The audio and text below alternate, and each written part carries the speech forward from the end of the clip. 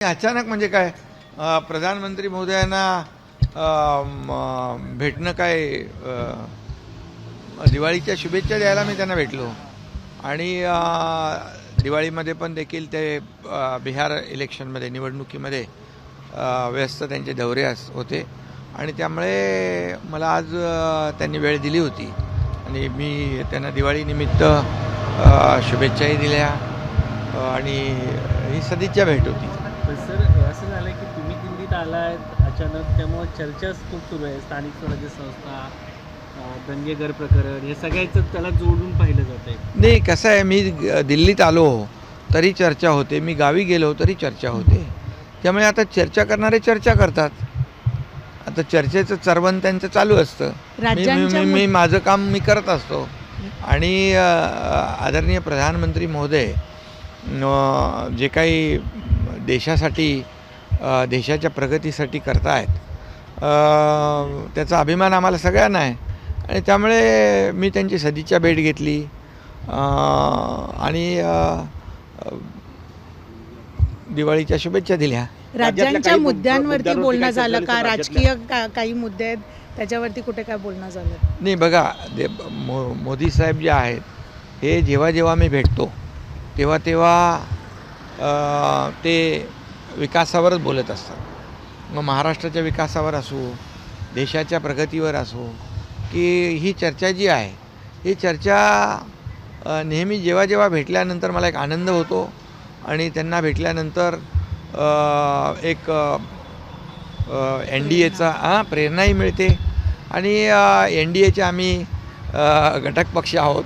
त्यामुळे मोदी साहेबांकडून नेहमीच शिवसेनेला देखील नेहमीच आदराचं स्थान मिळत आलेलं आहे आणि याचा देखील आम्हाला आनंद आहे. एवढं मोठं व्यक्तिमत्व आहे की आज जगभरामध्ये त्यांना विश्वगुरू म्हणतात.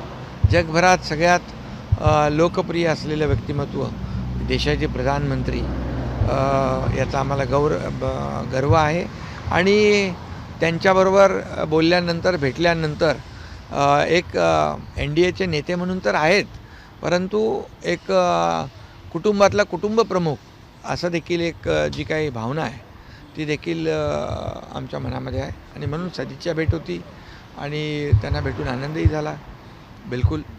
आणि बाळासाहेबांच्या आठवणींना देखील त्यांनी उजाळा दिला.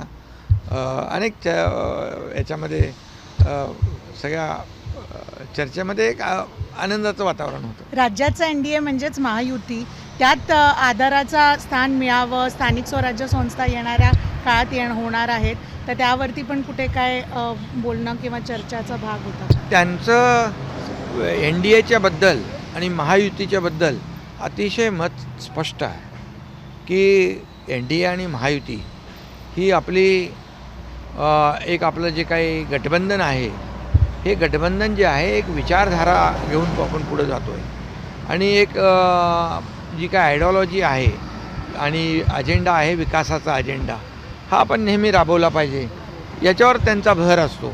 आणि त्यामुळे महायुती आणि NDA हे मजबूतीने प्रत्येक निवडणुकांमध्ये किंबहुना विकासाच्या प्रत्येक कामामध्ये आपण एकत्र राहिलं पाहिजे, अशीच भूमिका वेळोवेळी जेव्हा बैठका झाल्या तेव्हा मोदी साहेबांनी घेतलेली. अजून कोणाला लढण्याची भाषा होते, खास करून ठाणे, नवी मुंबईतले काही नेते असतात ते सातत्यानं भाजपचे स्वतंत्र लढण्याची भूमिका, यामुळे कुठेतरी युतीमध्ये बेरनाव आहे असं वाटतं. शेवटी बघा, मला असं काही वाटत नाही.